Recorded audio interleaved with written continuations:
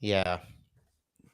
But yeah, It this seems more Open Cup's been more straightforward. boring than others. Yeah, It just like seems too straightforward. Not enough cup sets, not enough drama. it was like 3-4 years ago that Cincy and Miami FC were both in the quarterfinals, and that I was know. exciting to me. I I was know. like, I don't know someone's gonna go through. I think it didn't happen.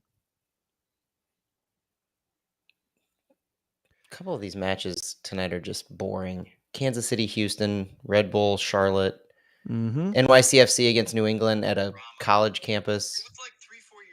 Woo! That was some feedback. That was a little That was glitch in the loud. matrix. How many fills am I recording with? Exactly. Me and past me. Okay, I'm gonna hit record and we'll go. Sounds good. Welcome everyone to Flyover Footy. This is Phil, and you get me and you get Matt today. Matt, how's it going? Things are going great. It's been a wild week across the board, soccer, non-soccer related. I actually had a family trip to Columbus this past weekend, so that was exciting. Yeah. Actually, we've Spent got time. There's only the two of us. I'd like to hear about the game experience in Columbus. Yeah, it was a trip specifically to see the Crew game. My wife works for a company who now has an office right across the street from Lower.com Field, which is really cool. So you go on the roof of that building and Cool. you can literally see into the stadium from eye angle is to the top of the stadium. So it was a cool experience. And it was just a fun atmosphere. We stayed there for the weekend, so they were supposed to have a doubleheader match on Saturday. 3:50 kickoff against LAFC for the Crew, and then the Crew 2 were going to play at like 7 p.m. against somebody. But circumstances such as the weather, which in St. Louis we are no stranger to, um, made it so that by the end of the day, the Crew game lasted longer than the doubleheader would have, which was just With absolutely delays. wild. Yeah. But the rain didn't start until I don't know, half an hour before kickoff. So we had the entire morning, we had the entire afternoon, and we got down to Columbus, downtown Columbus early. They have this area called North Market, which is kind of like our City Foundry. It's near their hockey arena, so near, I think it's Nationwide Arena, and they have this boulevard that runs through their what they call their arena district, and it's like one of their districts near downtown, and it connects kind of like Market does for St. Louis. It connects from the west to the east. It's got Lower.com Field. It has, I think, Huntsman or Huntington Park, their minor league Cleveland Guardians team. And then a few blocks to the east, if you keep going down Nationwide Boulevard, you get to Nationwide Arena where the Blue Jackets play. Mm-hmm. And so around the Nationwide Arena area, they have this North Market. And it's kind of like City Foundry, except for a lot more dense and it's a two-story place. So you basically walk in either the front or the back, and you're kind of queued up into this line that goes around the first floor. And they have vendors that are literally packed together. There are no spaces between the vendors. Restaurants, drinks. They had like flower shops. It was a really cool area, really really diverse, really exciting, very dense area. And so we all got food. My family got food. Brought our two girls down. Their upstairs had an upstairs area for the seating, so that was kind of a cool little thing. So where City Foundry is a little more open right now, I think they're still getting vendors situated, and they have all the seating kind of intermingled between the different vendors. Here, it was the second story was like a picnic table type area, really long table. So that was a fun experience to eat. I had some shawarma, which was delicious. My wife had a gluten-free fried chicken sandwich, which is also delicious. After we finished that, we found the tailgate area for the Nordeca and the Crew fans, the Crew supporters, which was also kind of right down the road. So when you leave this North Market, you go south and you enter this Dora area, which is a cool thing that Columbus does. It's called the Designated Outdoor Recreational Area, and entire area where they have it mapped off the entire arena district, in all three that I listed. You can go to a restaurant, you can get your designated Dora drink, basically put a sticker on your drink, and you can just leave the bar and just walk around the street between this entire area, and it's just kind of a big party. And they say they activate their Dora 3 hours before the first match of any of those teams, and it That's stays awesome. active until like midnight that day. Yeah. And it was cool because they had little outdoor drink vendors near the bar that the Nordeca was holed up at, and that's where they start their march, which is, I mapped it, zero point 0.8 miles from Lower.com Field, and it's a straight shot. So it was very reminiscent of what you can, if you want to replicate it in St. Louis, you would have Market Street down in Mhm. between, probably around Keener Plaza, in between Ballpark Village and Enterprise Center, and it just a straight shot. So they walked down the sidewalk, which was an interesting thing to me. Um, we've talked in St. Louis about possibly the team closing down Market, for instance, and having the supporters use the entire street to march down. You've seen something similar to FC Cincinnati videos where they have in Seattle, where they have the entire street closed down. You've got the supporters taking up the entire area. Columbus was a little underwhelming in their march. Everything was pretty top notch, but we drove, my family drove from that area down to lower.com where we had a parking pass, and all their supporters were kind of on the sidewalk. And it was long, but it was very compact. And so when you think of those visuals that MLS likes to create, as far as the massive swarm of fans, that wasn't it. So that was an interesting juxtaposition to what we are discussing in St. Louis. And then the rain started. So right before we went into the stadium, the rain started, and there was a 2 hour delay from when it was supposed to kick off to when it actually did. Once it kicked off, they made it 2 minutes and 34 seconds before another rain delay for an hour. And then Hmm. they finally got the match going, and then they got to play out the match. It was Yeah. yeah, so that part was a little underwhelming and a little kind of lackluster, but we still got to see the entire match. We got to see Carlos Vela score a goal.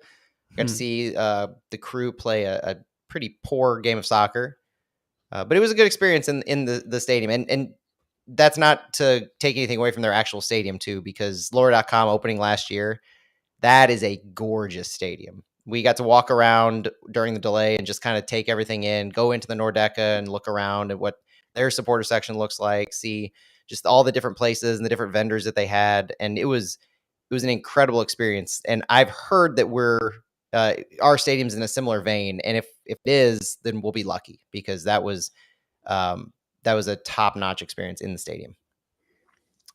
I love the thought. I know it's. I don't know if they're going to do it. I would love to shut down Market or Clark or something. Especially I think if there's ever a game, I think it's plausible, right, to have a Cardinals game, a Blues game, and a City game on the same day. I think it's going It's to very happen. feasible. Very feasible. Probably happen more than a few times in a season. I hope they shut down. They do something like that, like open it up, close it down like 3 hours before the game, like that, and let everyone hang out and party and drink for 3 hours before the first game and just go all night. I would love to see. I mean, how many St. Louis fans would be out if you include all three of those teams? I mean, like 40, 60, 70, up to 90,000 fans if we filled every single stadium. That'd be really cool. Oh yeah, and I think the potential is definitely there. You would have to do some serious infrastructure work as far as planning out where you're going to divert traffic, because we know St. Louis loves their cars and making everything easy for drivers. So you have to plan out. You're taking away a 4 lane like mega road Mhm. downtown. So figure out where people are going to go. So you have to get buy-in from the city to divert traffic for basically a day, if not a few hours, at least for our purposes. Right before the match. But then also, like, thinking how we can get a Dora type thing, or how we can get activation, that they like to say, between Ballpark Village and Yeah. Centene. You're gonna have to, I think, have a little more infill of stuff. You're gonna have to have more restaurants or Maybe. bars or Yeah. or housing or apartments or something along that area. And it's happening. it's happening on like areas that's maybe around Olive or west of the stadium where we're seeing a lot of exciting development stuff. But that market area where you have the parks, Aloe Plaza, and then into Keener, I don't know what you can do other than pop up shops or game day vendors or something that Mhm. the city just provides to facilitate that being kind of a big hangout or big party area. Maybe it's even a special thing that you do for those triple headers where you just have these 3 days throughout the year that you target, and Yeah. these are the massive events in St. Louis for sports, and you hire vendors and you figure out a plan. It doesn't have to be long term. It could be these special occasion events just to Yeah. activate that entire area. That could be cool. That's kinda what I was getting at is I hope we as fans give them, create the need for all of these problem-solving situations, by just showing up and being there. 90,000 people. I mean, what? Like the VP Fair or whatever, Fair St. Louis, like, when do we have more people than that downtown? You know what I mean? In one time, Exactly. like, these triple headers could top that. And so if they're willing to step up for Fair St. Louis, then I think they should be able to step up a few times a year for these triple headers. It should be something special, and we should really make them discuss infrastructure and give people a reason to pop up a bunch of places to earn some money on a special day like that. I think it'd be really cool for us to cause the downtown to need to expand and get bigger. It'd We be a got to new show them problem that we for St. want it. Louis. Yeah, we have, Yeah, we have to yeah. show them the demand is there, and I think that's if we haven't showed it to them before the first game, I think opening day for City is going to be the opportunity to say, okay, this can be bigger. You got to dream big. If you guys don't like half and half scarves, just wait till you see the 33 percenters. We're gonna put Blues, Cardinals, and City all on one scarf, and we're gonna hold them in the It's air. inevitable. It's inevitable. I want to see it. The other thing about the Nordecki, I forgot that Nordeca. I forgot that it was like all black, kind of like that Mercedes, Vegas Raiders The stadium. stadium. Yeah, it's beautiful. I really like it. It's yeah, so that's one of the things that I go back and forth on. It depends on the day of the week on what I prefer, but Hmm. that at that time seeing that the black was very just visually pleasing, and it's unique. Like there's not well, I say unique now, but I like Geodis Park is black, and I'm sure you have some other newer ones that are, but it just seems like the way that it was and they use the hard corners. It's not like a FC Cincinnati like Yeah, soft. And so that was really nice to see.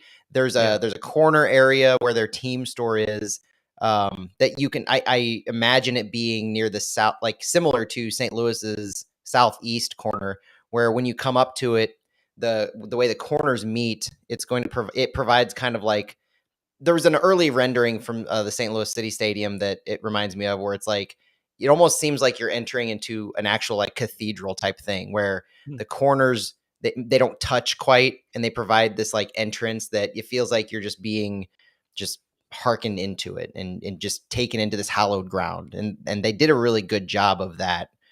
So I hope we have something similar and can kind of provide that feeling from when fans enter in that part. It's you're entering hallowed ground. Hmm. Absolutely. It's really cool to hear about your situation there. I think there was talk about you trying to track down Patrick Schulte. Obviously, that didn't happen. I had a Luligan scarf and a City scarf ready for him, and I was desperate for that Crew 2 match to actually take place. And midway through the second delay, when I found out that they were moving the Crew 2 game to the next day, I was so disappointed. Yeah, me too. I was hoping that would happen. I would have enjoyed to see that picture. I couldn't remember. They've been trading him off with the other guy too. I wasn't sure if it was his turn to start. I felt like it wasn't, but I think I'm correct in saying that Patrick Schulte hasn't been scored on this season. I Um, think that's right. The yeah, If I remember from looking at the other day, Crew 2 defense seems to be pretty stout. I think it's their strength, but so there's that. I and am their biased in this fans way. their fans have kind of just embraced it and kind of started making little memes about the Crew 2, and it's fun to see because Twitter, whenever you start talking about one thing, it just inundates your timeline with that Yeah. thing. And so it's similar to when Berkey was signed. I was getting like Borussia Dortmund nonstop tweets on my timeline, and after this weekend it was nonstop Columbus Crew stuff. And so I got to see some fun things. They really like their city or their Crew 2 team, and they're top of the league, so they're clearly doing something right out there. Yeah, I mean, the club said that they wanted to invest in Crew 2, so that's nice. That's nice to see that they want to try. Um, but that's a good segue to the game that we want to talk about first here at St. Louis City 2 versus Timbers 2. Um, I pulled up the stats to kind of look at them because I saw what I saw. I saw mostly dominance. The goal for Timbers felt like more of an outlier than it was what we expected to happen per se. And I think the stats show that we've been talking about how in a game that we win, that things go our way, that possession doesn't have to be high, that our passing accuracy doesn't have to be much higher than like 70, 75%. Today it was, or in this game rather, it was 76% passing accuracy and 50% possession, which is pretty high for us in a victory. So I think, there were a few games where we won pretty handily early in the season and we didn't have a lot of possession or a lot of high passing accuracy. And I think that's like what we'll see in a normal game. In my opinion, Matt, I don't know what you think, but I think this is what it will look like when it's extreme dominance, when it goes a little bit more our way than we could have even expected. What did you think? I kind of got that sense, and it started off that way from the very beginning. The goal being scored just 2 minutes in, we were on the offensive, and we had that gas pedal just pressed from the get go, and Mm-hmm. we were pressuring them to no end. And that And Diaz it was goal, working. it worked very well. And that Diaz goal, I felt that, and about 10 minutes after that, maybe 10 or 15 minutes after that, it felt like we could have had two or three more because Mm, the way that we were just on the offensive, keeping them on their heels, everything was working to a T. The balls just didn't go in after that Diaz goal. But after that, it kind of seemed like there were missed opportunities, or there were maybe we didn't press as long as we could have. I don't know if it was just that inability to have that constant pressure, like actually every minute pressing, or a need to kind of back off just to rest bodies and be smart about what you're doing. But I was a little disappointed that we went into half only up one, because I really felt that we had mhm. the opportunities to be two or three up. I agree. And after they missed a few in a row, that's when you start worrying. When I think we only had one goal at that point, and I Mhm. started worrying. But we saw Josh Doling get two more goals in this one. I think that brings his tally to 4 for the season, not Five, including Open Cup. five, I Oh, think. 5 in the regular season, and then more for Mhm. Open Cup. Then okay, Yep. Yeah, because he's great. now, I want to say, third in the league for goals, and we've Oh only played man, 7 matches. I So love it. and his XG, Josh Joling XG is almost 1. So 1 per game, which is outstanding. I mean, Dang. he's he's taken Josh Doling, I don't want to get ahead because I want to go back to the Diaz goal, but Josh Doling has Okay. taken everything that we've been concerned about from preseason and the first couple matches about just not scoring and being a facilitator, and our what is this, how our striker position is going to look under Lutz and Hackworth, and turned it on its head. And he's just proved, my inclination wrong, and kind of that long term, you need, multiple games for a sample size. And he's really Mhm. showed that he's a multi-purpose threat. He can facilitate for other players. He can be that decoy, the person who draws two defenders to him. But he can also be that guy who swarms the ball, who picks up the trash, who is targeted with crosses, who finds the opening in the middle as he's running through for a through ball. He's really well rounded, and Mhm. I feel that's the kind of striker that we're getting out of this system, regardless if it's him or if it's Klaus or whoever it ends up being in any given day. But that seems like a very intentional system choice for what he's doing. Yeah, and before we move on, I just want to say 5 goals on 16 shots total. That's very good. 8 shots on target. Um, he's not necessarily outperforming though his stats. So this is like something that's sustainable. Again, at the beginning of the season, I thought he might have more assists than goals, and that has kind of flipped the script. And I'm glad. I love Mhm. to see it. Right now, he's showing that he deserves a shot to some extent, on the senior team at some point. If this keeps up, I'm not saying this is going to keep up, and it doesn't always translate to 2 levels up, but we're seeing a guy like Ethan Zubak playing for Nashville and seeing a bit of a renaissance. He didn't get a crazy amount of a chance with LA Galaxy. He got some, he got enough, I'd say. But that's not something outside of what I think Josh Doling could be in the future. Someone who could come into a team, score a bunch of goals unexpectedly, not be a starter, but be a serviceable player. Obviously, we know he can press and play in the system. So that's a bare minimum, which is a pretty good floor, in my opinion. Anything else on Josh Doling? And otherwise, why don't you talk about Diaz? Yeah, on Doling, I think he's definitely one of the guys, and it's not just because he's scoring goals, but it's everything else that he brings to the table. Why I feel, and I agree with you that I think he's one of the players being targeted when Hackworth and Lutz mention in interviews how they're looking at multiple City 2 players for being signed to next year who we haven't heard anything about yet, and those are the players that they're scouting, and we've heard there are a few at least. I firmly believe that he is on that short list. Hmm. But Love it. Diaz, no. So I think the first goal. So I mention it whenever we do these, but I hate the fact that we don't have replays of full matches, but I love the fact that we at least have highlights. So they do a good Yeah. job with stats. They do a good job with highlights. They let us see the build up to the play. So, going back and watching the tape, um, when we saw it live, it was a very kind of swarming type play. And then the highlight of Diaz's goal kind of reinforced that. So just 2 minutes in, we just talked about how we had all that energy and the pressure immediately and kept it on. The fact that Juan Kuzain almost had a 1v1 goal, Yeah. and the Diaz goal came off a block that was back to Kuzain, who laid it off to Diaz, and he kind of just did this. I don't know. I harken back to like basketball players taking 1v1 where you're just doing spin moves around players, and he just spun around to his left and just chipped it in top left corner. And it's because we had so many guys up front, and Diaz was allowed to take that space because there were 3 or 4 guys on our team around him to pressure, and they couldn't dedicate more than one person to Diaz, and even that one person was doing this little kind of back step because he had guys going to his backside.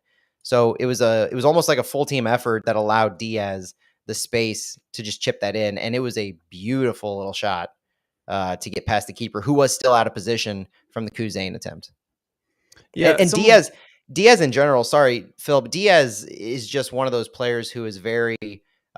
He's another one of those guys who is consistent, and he's exciting in that number 10 position or that middle attacking midfielder where he's always in the middle of the play. He's either right behind a player, uh, he's creating opportunities for others. He seems like he's really found himself a home there in the middle, alongside and behind Doling.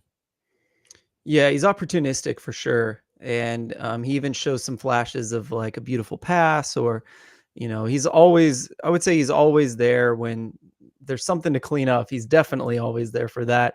And I would also say that, City, for some reason, has been pretty good at like if the ball's going to bounce around in the mixer, a lot of times we end up with with a goal in that situation more often than other teams, perhaps. So Well, that's kind I of don't how know. Doling's first goal was too, as well. And Exactly. and we found ourselves in that position where, and I think that's a credit to our style of play, where as much as we press and push forward, we're having guys in position to clean up those kinds of messes Mhm. where we have a lot of shots that are blocked. That's a high number of our shots that are blocked, and when shots get blocked and they are in no man's land on the field, because we have so many guys up so high, we're finding the ball ourselves, and we're able to clean that up and recover and get rebounds. Maybe we play it back. Maybe we immediately are able to get it another shot on goal. But that's how you create enough chances and enough smart chances to where you're eventually going to find the back of the net consistently. Yeah, feels that way for sure. Let's talk about the next game. We rarely preview games, and Matt often makes our outlines for the night. Thank you, Matt. You think ahead more than the rest of us. And so I often work off of what he thinks we should talk about, and I agree. He said that we need to preview games more often. I agree. So You Earthquakes know, 2. Go ahead. I'm always up for suggestions on like what people want to listen to, but I try to come at it from what do I listen to on other podcasts that Yeah. are on radio TV that I'm interested in. What do I imagine myself listening to things like while I'm taking the kids to school or at work and looking forward to stuff. And the thing about previews that we don't usually do is they're time sensitive, right? So Mhm. it doesn't quite hit as hard if you're listening to this next week. But Yeah, it's true. um, I think it's super cool to be able to look forward. And I listen to like the Arscast podcast because I'm an Arsenal fan, and they do 2 times a week. One is usually a recap, one is a preview, and I always kind of like the previews because I try to make time for them. And so I Mm. think I don't in there's a lot of behind the curtain. Like I try to listen to a lot of the St. Louis podcasts just to see what everybody's kind of slant is or what their niche is. And previews isn't prevalent in a ton. There are previews here and there. Soccer Capital podcast does that fairly well when they do theirs. But I enjoy looking forward as much as I do looking back, even though it's kind of a little time sensitive. That's fun Yeah. to me. Yeah, I agree completely. So, we'll see. I would love feedback on that. We don't have a ton of listeners, but if you guys are listening and you have an opinion on that, would love to hear it. We'd like to create something that you enjoy. Though I think you're here because you're as nerdy as we are. So we'll just Hopefully. assume if you don't say anything, that just means this is okay. Earthquakes 2, 1.25 points per game, 3 wins, 4 losses, 1 tie. Um, 1 tie. I thought we couldn't tie. What is that? I think they're giving a tie if it's a shootout loss. So the Aha. way they keep their stats online, they show wins, loss, ties, and shootout wins. So I Got it. think the way because you get 1 point for a tie, and then you get an extra point if you win in the shootout. So Okay. I think they're counting that as like a point per tie. They have a goal differential of 6, which is pretty good. We have a goal differential of 3. Okay. So what this is kind of telling me initially is that we need to hold them to 1 goal or less. And I think that's possible based on their spot in the table. But what do you think, Matt? What are you seeing for Here this game? here's the thing about their goal differential. They beat the Rapids to 7-1, and they There we beat go. Timbers to 3-0. And if you look at the table right now, the 4 worst teams in the Western Conference are Earthquakes 2, Rapids 2, Timbers 2, and Monarchs. Hmm. And so the Earthquakes 2 have clearly set themselves as a cut above the rest, which in the point standings, they have 10 points on the year. Rapids 2 have 5, Timbers 2, 4, Monarchs 3. There's a clear delineation that Rapids 2, Timbers 2, and Monarchs are bottom of the barrel so far. Earthquakes have kind of positioned themselves in that SKC2, uh, area of the table, but they're kind of I don't know. They seem like they beat up on the lower table teams, kind of like we do, but they don't really perform and they don't win against top table opponents. Hmm. Um, they do have a decent amount of MLS players on their roster, so their roster and they give minutes to these players. So we've talked about it before with like Minnesota United and Tacoma Defiance. How many MLS rostered players are we gonna see? Tacoma, we saw a few. Minnesota, we saw a few. I have a feeling that we may see the most players that are signed to MLS contracts play against us that we have so far this year, maybe 5 or 6, based on how many minutes they're giving to these players. Because if you look at their roster, they have 11 players total that have some slot on their MLS roster, whether it's a senior, a homegrown, one of the supplemental slots, an international, a couple Generation Adidas. They're all on their Earthquakes 2 roster. And so I don't know if they're just that deep. I mean, the Earthquakes aren't a powerhouse in MLS this year. Um, Matias Almeida aside, because they've got their own cluster to deal with on that front. But player wise, I don't think they're that stacked to where they have all these extra players to be just giving to MLS Next Pro. So it's interesting that they have so many that they've been at least loaning down or giving time to. And we may end up seeing a decent amount of those. So I'll be interested to see. To me, this is kind of a good benchmark. We beat the teams that we're supposed to beat, and we're competitive against the teams that are on our level. That's how we should be. To me, Earthquakes 2 are a team that we should beat. They themselves beat up on Rapids 2, Timbers 2, sure, but they're bottom of the barrel. We beat up on them as well. We just talked about how we dominated when we needed to against Timbers 2. Shots on goal tell the story. The end result tells the story. We're going to play Rapids 2 here in a couple weeks, and so I would expect that same result. This is a game that I would expect to win. I'm going in here. I'll be disappointed with anything other than a win, only because everything that I've seen and read up on Earthquakes 2 and what I know we're capable of shows me that this is a game that's very, very winnable. Yeah, Earthquakes don't feel like Minnesota United, or even Tacoma, where they send their kids down to get some experience and train them up with a certain emphasis on development. It just feels like they throw them down there, give them a place to play, and let them compete. It just seems, I don't know, what's the word I'm looking for? Unintentional, I guess. I don't know if that's true. We'll find out in the long term. But moving on to kind of where we are in the standings, I'm not too worried about Earthquakes. It's a team that we should put away. But what is it about the Whitecaps in Minnesota that really got us? Minnesota seemed to have some really talented individuals with a decent setup to make them succeed. Perhaps they game planned against us is another theory that I had, but they seem to be the perfect team who played the perfect game against us, and we lost handily 4-0. Whitecaps felt like we could have taken that one, maybe took our foot off the gas. I don't know what you think about what teams do right against us, and do we have any worries going forward in that regard? The Tacoma game to me was us trying to figure ourselves out. We dominated that match pretty well, and that was an example of us letting off the gas because they scored at least 2 of those goals towards the end of the match, and they had a MLS midfielder, I forget his name, who did some damage to us. And I like the fact that we stayed strong with that, and we hung on for the victory. It was a home match, and it was right after that first match against Rochester. And I think that was one of those measuring stick matches where we knew that the Sounders system is one of the best systems in the nation. And we would expect Tacoma to have, knowing that they had 3 or 4 or 5 MLS signed players, they had the talent. And I think we showed that we were the better team overall, not just that we got lucky on some goals, but we played better than them for the full 90. Minnesota, I give some leeway to our team only because that was the match following the Open Cup match against Louisville. Mm-hmm. And I felt like heavily rotated.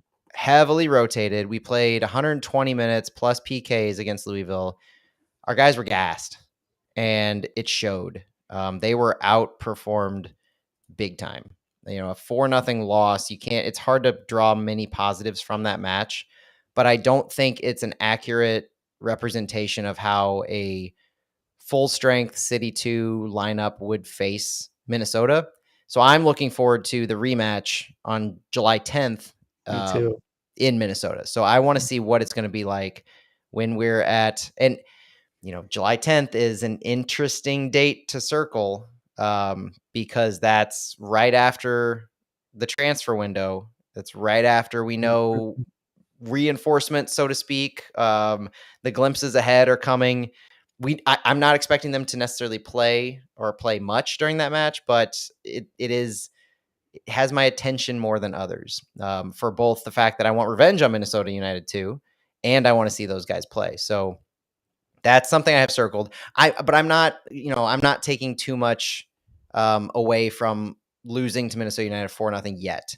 What I am looking forward to is the match on June 4th. So looking ahead at the types of teams that are those measuring sticks where you beat the teams that you should beat. So I would expect to beat Earthquakes 2. I would expect to beat Rapids 2. That's 2 out of our next 3. If we lose, it would be, what happened, what went wrong. But the Dynamo 2 match on June 4th is that I'm excited to watch that. And I'm excited to be laser focused on how the Dynamo 2 play because they're a top tier team in the league as well. And that is a team that we're going to be fighting for a playoff spot. So that to me is, assuming we can do business against the Earthquakes 2 at Herman, that's the one that I'm really excited to see as the next measuring stick for CITY2. That in North Texas is in the lead in our conference right now too. So we've got that pretty far ahead in July. Um, but slight rabbit trail here. We got to see on FOTMob, we got to see some notifications this week, right? When we saw Roman Berkey and Ostrak being officially signed to City2, which is weird to see those names next to a two team, right? But It here was we are. interesting. Have you so I don't know if you were like this, but do you remember way back when, and this is showing my age a little bit, depending, good or bad, but in college, right after college, Facebook was brand new. Do you ever remember the term Facebook official? Like when you're in a No. relationship or like Oh your yeah, friends. yeah, yeah, yeah, Yeah, yeah. yeah, yeah. So you're in a relationship with somebody, and all of a sudden you change your status on Facebook to be Facebook official. That was the first thing that I thought of when I saw Berkey and Ostrak as Yeah. notifications signed for City 2. I was like, oh, it's Fat Mob official. Like it means something, but it doesn't. Right, exactly. We knew they were signed, they were announced, but now to like see it in an app, it's like Yeah, okay, now it's official. It's Fat Mob official. Like we can start like it means nothing because it doesn't mean anything different than what already happened. But yeah. FOTMob doesn't even have a roster listed out for City 2, so it doesn't even we can't even go back and see them on the City 2 roster on FOTMob yet. But just I don't know. It was one I'm of gonna those take moments it that I too just far. I'm gonna take it way too far and say that, like, on Facebook, it's like all your close friends know you've been dating for months, right? But you make it official on Facebook, and these people that just check in on you once a month who don't actually talk to you are like, "Oh, that guy's got a girlfriend now." So that's true. All the Berkey fans who maybe they don't follow him on social media or they use FOTMob exclusively, but they're not on yeah. Twitter or Facebook. Now they know that Berkey's with City 2. I assume it's like all the Dortmund fans that are somewhat aware of City in MLS, like now they know. Now they know they have to follow MLS. You know it reached somebody who it hadn't reached before, Yeah, I and know. that's Yeah, kind of exactly. cool. I agree. That's the good part of it. Let's talk about the stadium. We're going to talk about some recent updates. And Matt, I am certain you've had a tour by now because mine is tomorrow. So I assume you've had yours. Did you pick The your ticket? supporter section does not have tours, and so Oh, so you're slumming yeah, it. You're yeah, slumming it. I gave it yeah. away. Now So I will let you eat cake. When you no, when you return. well, we've heard that the supporter section may get a tour after all is said and done, but I don't think it's structurally safe for anybody to go in the supporter section right now because of how steep it is and the lack of rails. Um, but that aside, I have not had a tour, so for all of the people who like to say that I get first dibs or early access to anything, the last time I was inside the stadium was last November, I believe, with the FX Council tour, Mm, and there was no grass. So everybody who's yeah. going last week, this week, next week, you guys get to see a fully, well, not a fully finished, but I mean, as for picture purposes, my one of my best friends sent me a picture who had their tour today, and it looks like a finished stadium from the perspective. Like you get your Yeah. picture right at the entryway from like the dock on the southwest side, where you're under the tunnel and you enter the stadium at the corner, and it looks like a finished stadium. I mean, the city is in the seats. It looks like every seat is full or finished or installed. There's only one part of the canopy that appears to be still being worked on that's finished on the east side, but that is a finished looking stadium from most all of the pictures, and that's super Mhm. exciting. So I expect to see pics from you, Phil. Yeah. Yeah, I think I got a new camera. It's not super fancy, but it's better than a phone. So, yeah, I'm definitely taking it that day. I'm gonna try to get as many videos and pictures as I can. But yeah, I'm a little nervous. Like, I gotta go put down a lot of money for a ticket for 3 years, like it's a big decision. So hopefully looking at it will make me real confident at what seat I want. And to be honest, I'm actually, we've all been well, most of us have been in an MLS stadium at this point, and often they're so small that you can't really get a bad seat. And I think based on what we've heard about this stadium, I don't think you can get a bad seat. And I've been looking at like where I want to sit, and I think it's going to feel way closer than I can even imagine. You know what I mean? Yeah. So the thing to remember, the thing to remember is that there's 120 feet from the pitch for every seat. Yeah. So no matter where you're sitting, even I think the furthest seat away, if I looked at the maps right, we're on the east side, maybe the southeast corner where the away fans are going to be, but maybe the like just the east side, very top. That might be where the 120 feet comes in, but that 120 feet is close, and you get a Mhm. good view of all the action. And it was funny right before we started filming. I saw on Facebook there's a comment. Somebody made a comment that it seems like all the 200s are getting taken up well before the 100s. Yeah. And I thought two things. First of all, they're cheaper, in Yeah. which the most expensive seats are expensive, like the dark blue or purple seats. That those are expensive. The $2,000+ per year seats. They're good seats. They're great seats, but they're expensive. Yeah. And we talked about that on the last show. So I don't want to go too deep into that, like why they're so expensive, but they are, and I think that plays into it, but also just that concept that it's every seat's 120 feet, so it's not like you ever have a bad seat in this stadium, which is Mhm. one of the ultimate like just background benefits as you're thinking through all of this. And Yeah, then so oh, go ahead. from our perspective, right? So we like to watch and analyze and see plays unfold and develop. And to me, there's no better way to do that than be it just a little bit higher up. And so there's a trade-off that you think of, well, if I'm higher up, I'm further away from the action. But it's not a Busch Stadium situation where you're not in a 400 section. You're not Mhm. having to pull out binoculars to see what's going on or what a pitch looks like. You're at most 120 feet. Most areas are far less than that. And in every single one of the 200s, especially the west side, which the west side is going fast. So if you're looking right now, and I don't know when we're going to release this on Thursday or Friday, but the west side in the 200s, from what I hear from friends who have gone through the process, is going very, very fast. And so that to me is, I mean, the sun's going to be out of your eyes quicker. So that's a Yep. consideration. You're closer to it's almost a scarcity thing too, where there's less seats or far fewer seats on the 200 section of the west side than there is the east side. And as you get away from the center, it's not terrible on the pricing. Like there are a lot of like light blue, if you look at that color index, light blue, orange, yellow, decent amount of those that are in there. So it doesn't surprise me so much that you'd want to get a good view from the 200s in a scarce area where there's not a whole lot of people around you. So that would be a fun experience in and of itself. But I think the notion that there is a bad seat anywhere is just non-existent. That like if you want a season ticket, you're going to have a great view no matter where you are. And I've seen people get the top seats in any of the city pink or city red sections. Those the cheaper ones, and that's their ideal place because you don't have anybody behind you. You can stand up, you can move around, you get that perfect view. Maybe you're 120 feet, maybe you're less, but it's everybody has their own preferences, and so it's fun to see that too of what everybody is prioritizing.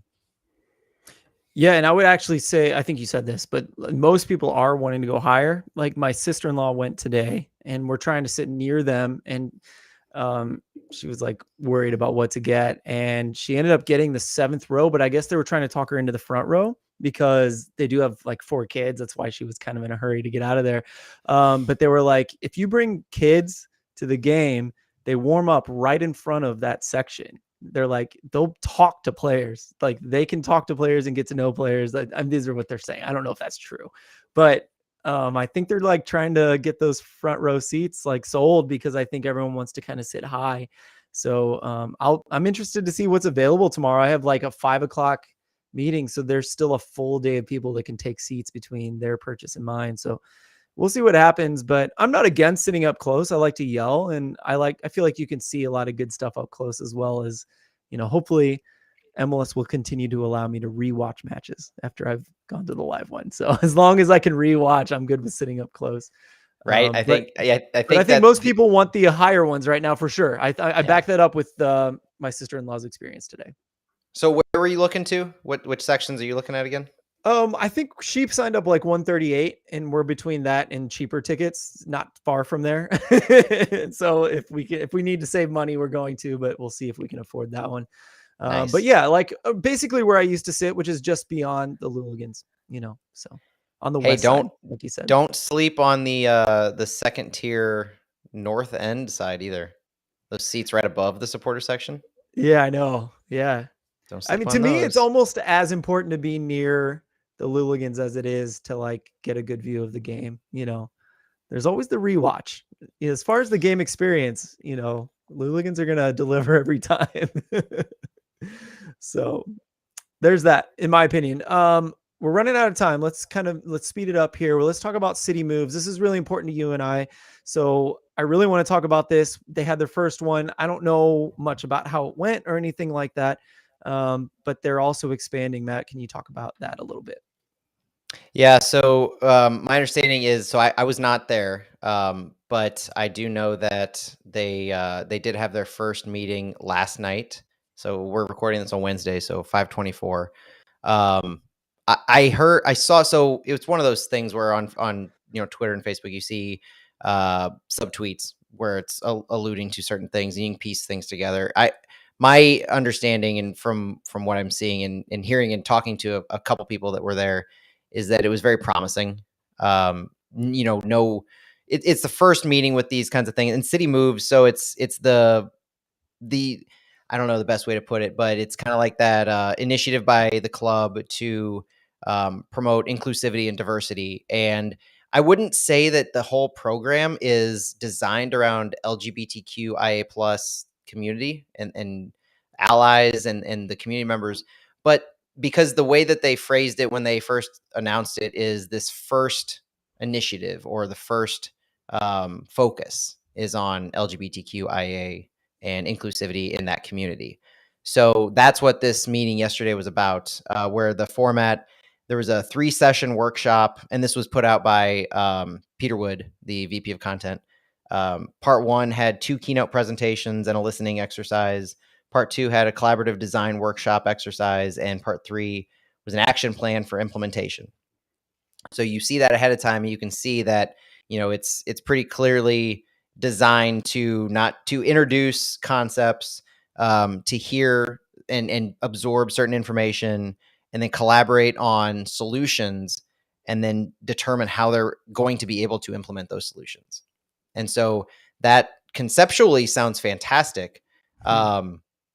My understanding is that from the couple people that I talked to that were there, is it followed pretty closely to that, where there were presentations where the club spoke, a representative from a national organization spoke, the club reiterated some things with some other supporter LGBTQIA plus community members throughout the globe, breaking into groups, going through questions that the club had prepared to get some of the ideas and feedback that um, the participants had. And they had not just community members LGBTQIA plus, but also allies. So they tried to, from what you assume, they had a very diverse group of community members and allies to get feedback, to try to get different perspectives of everybody's experience.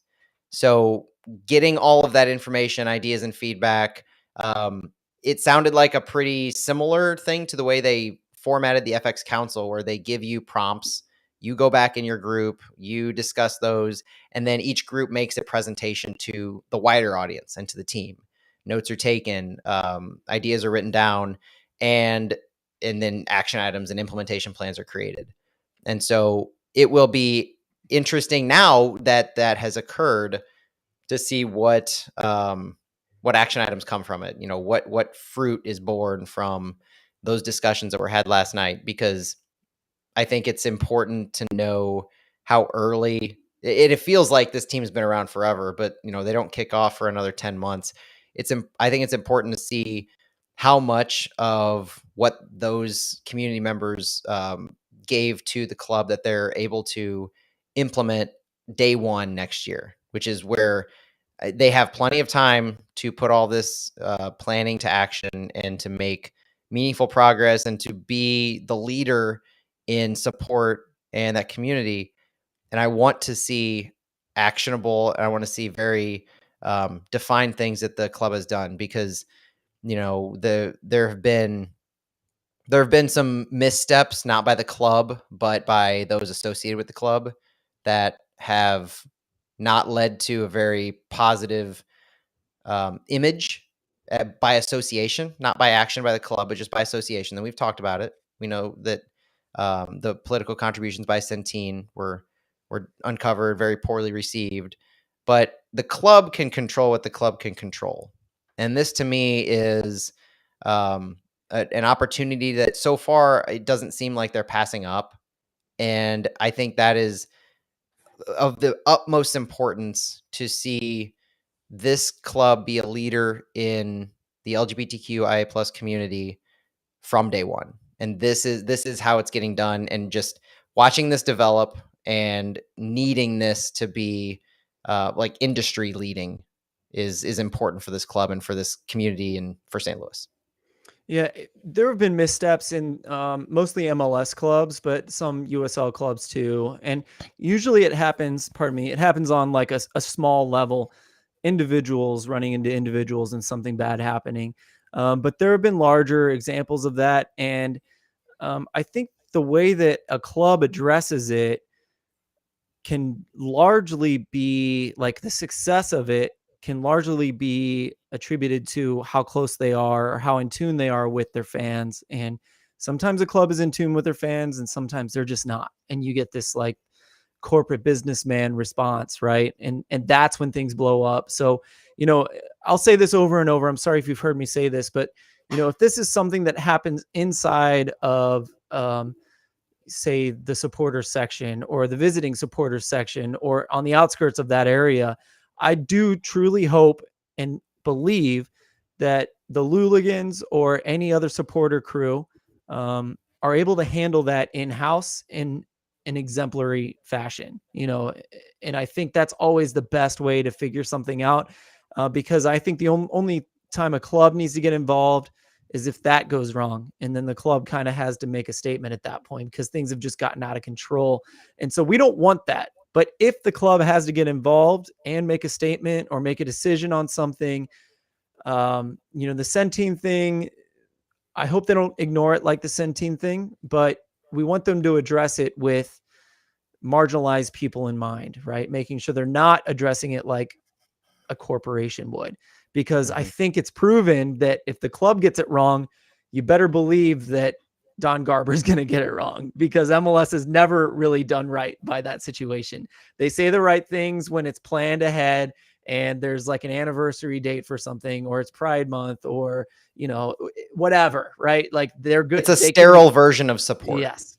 So please, please, if you're a fan of St. Louis City SC, if you are a Luligan, if you're a SLC Pump, like whatever you are, let's try to handle things on the lowest level possible, because that's where, supporter groups know people and they know how to deal with people best, in my opinion. So let's keep it on that level. And I That's will my say that I mean, you want to have words and you want to have action. You want to have both of those align.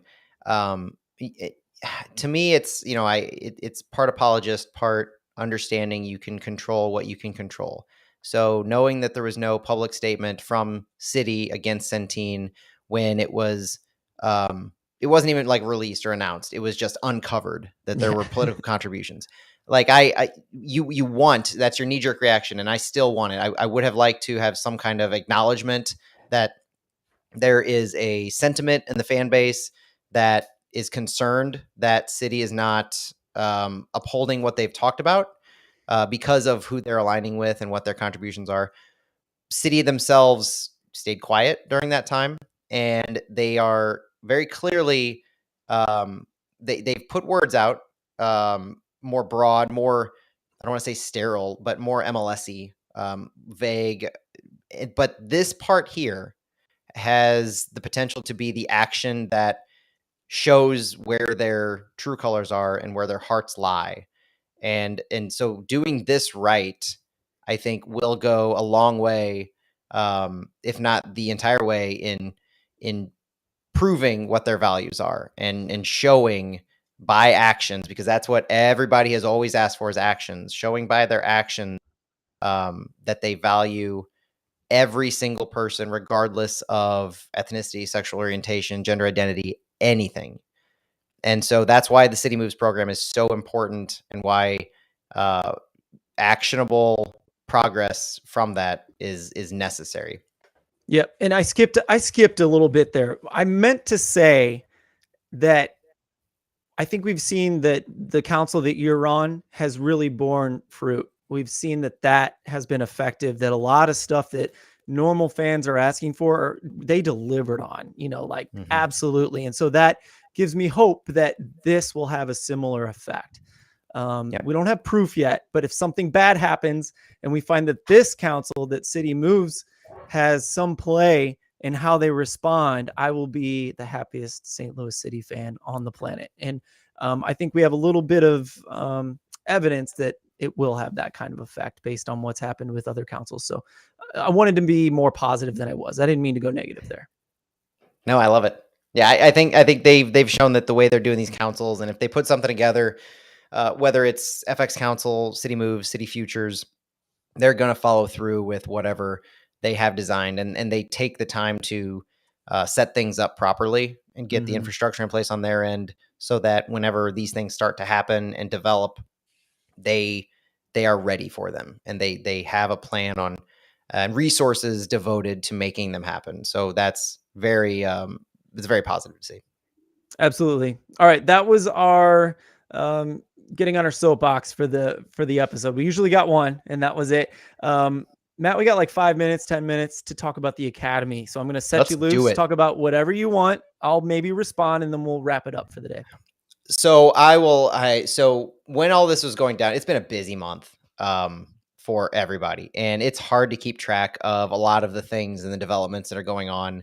And it seems like the club has never been super uh, touty about their academy systems and the success or individual success, or focusing too much on the wins and losses. They are clearly all about development, and they want to toe that line. We've talked about Caden Glover, we've talked about Aaron Hurd, we've talked about the things that we would love to see spotlighted more on the individual levels. But the thing that I do want to spotlight very clearly is the U17 team. And since we recorded last, there was another tournament in MLS Next Flex, which occurred in Maryland. And I I think it's important to credit the U17 team for the work that they did in that tournament. It was another similar to what the Generation Adidas Cup qualifiers were, where you're slotted into groups, you play your group stage games, and then the winner of the group gets to move on into. In that case, it was the GA Cup. Here, it was an opportunity to automatically qualify for the MLS Next Cup playoffs, which occur in June 25th through July 3rd. So that's the kind of end of season MLS Next Cup playoffs. And they're taking mostly kind of the best teams of the league, but automatic qualifiers were given out to all group winners of MLS Next Flex. And the City U17 team started off by defeating SKC 3-1. They tied and then beat on PKs LA Surf Soccer Club. And then in a game that determined the group winner, and in a game where their opponent, Real Salt Lake, all they needed to do was tie, they defeated RSL 2-1 to win their group on a Mikey Lay goal, game-winning goal that was assisted by a cross by Brian Franco, while the U17s were playing down a man during that match. Woo! Love it. So our U17s in 1 month's time will be in, I believe, Frisco, Texas, at the FC Dallas facilities to participate in the MLS Next Cup playoffs. So great. Good Fantastic. experience. Yeah, and first year, I think I listened to a City Voice where Lutz was talking about, this is the first year, we didn't know what to expect, but the fact that they're doing fine, and not just fine, but kind of good based on what we're seeing now, especially. Um, he feels pretty good about where they are, with all these other academies have had years, to prepare for this. We've had less than a year, It's a so credit to them, and we've followed them throughout the year, and they've had ups and downs, and same with the U16s. They've had ups and downs on their scoring and just productivity, but it's so exciting to see that at the end of the first year, this our academy is one of those elite academies that can get an automatic qualifier, because there were only 16 clubs um, who gained one of those in MLS Next Flex. So 16 groups, and we did it. We did what we needed to do. We put in the work, and we're going to be performing and playing in those playoffs. So I'm excited to see what comes from that in about a month. Yep. It's funny. So first of all, credit to St. Louis City coaching staff, right? Credit to the kids who have the mentality to pull off this kind of first year situation. Um, Credit to our city for being so soccer crazy, right? I'm sure that's part of it, but also credit to all the other clubs and academies in the city that have gotten our kids to this level so quickly. Surely they played a hand in this as well. So just kind of want to make sure everybody's kind of getting their due. It's got to be a combination of all those things for sure, and maybe more that I'm not thinking of. But also, with CITY2 coming on, it's been easy for us to not pay attention to the academy as well. And next year, it's going to be hard to pay attention to CITY2. And that's kind of sad for me. And so I want to kind of let this be a lesson to myself to kind of start making sure I watch the academy kids a little more, pay attention to what they're doing, maybe post some more reminders to all of you on Twitter. Make sure we're following along. This is our future, guys, and this is what we want to rely on when the signings go wrong or people get injured. Like, we're going to be looking to these kids in CITY2 to fill in those slots. We might even be rotating a lot, a la New York Red Bulls. We might be using these CITY2 kids more often than we think. So those are all things that I think of from time to time. Matt, any following closing thoughts from you?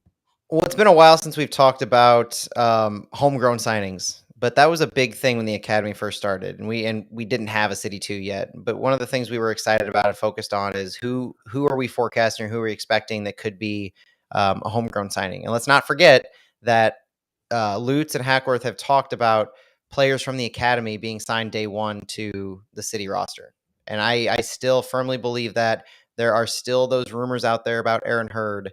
There are still conversations and excitement around guys like Fritz Vollmer, who have seen time too.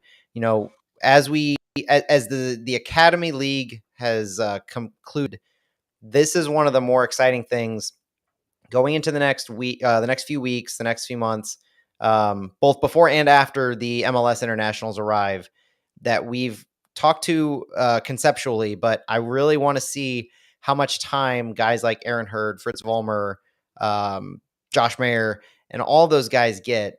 Miguel Perez, Nathan Ferguson, who got minutes the other night. How are those guys going to perform, and what is their role going to be on CITY2?